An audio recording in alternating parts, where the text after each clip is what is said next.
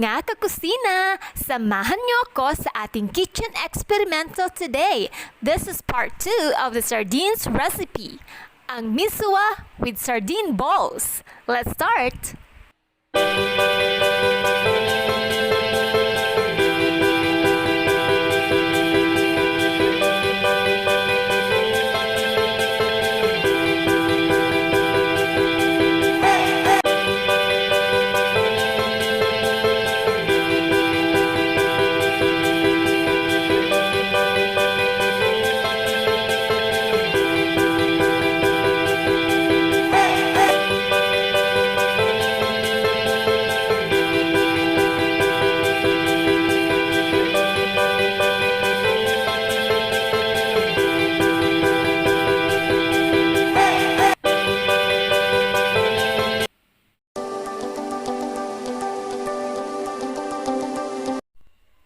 Mag-saute ng garlic o bawang,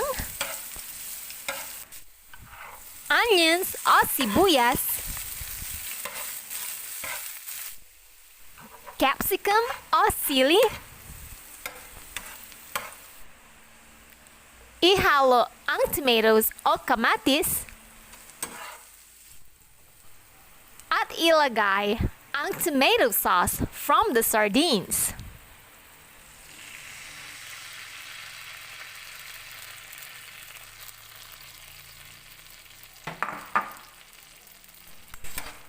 Haluin lang natin ito.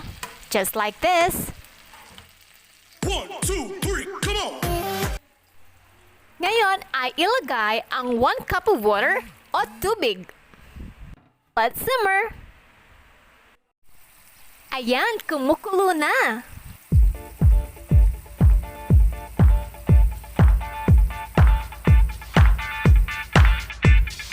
Ihalo ang 1 teaspoon of salt o asin. Halo, mix.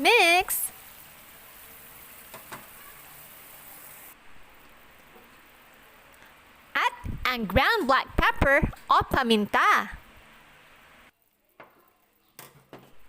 At halo, mix ulit.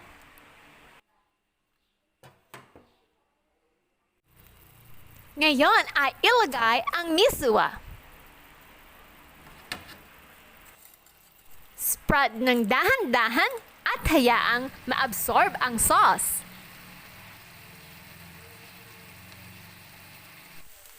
Ngayon naman ay mag-add tayo ng 1 cup of water o tubig. At lutuin lang natin ito. 1, 2, 3, come on!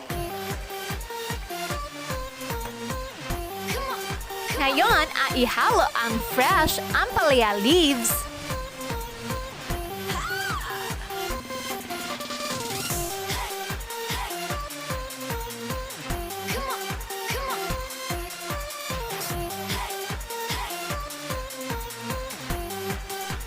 At hayaan lang nating maluto ang gulay.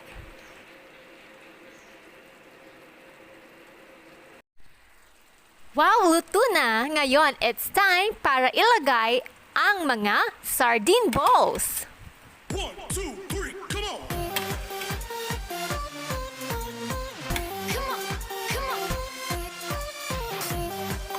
At syempre, konting halo.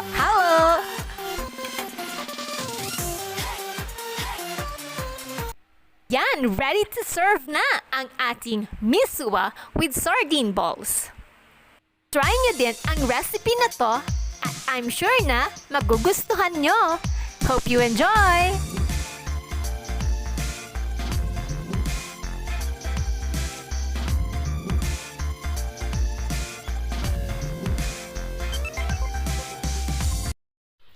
Oops, wait! Huwag kalimutan mag-subscribe at mag-like para sa mas maraming kitchen eksperimento sa Just A Pinay Cooking.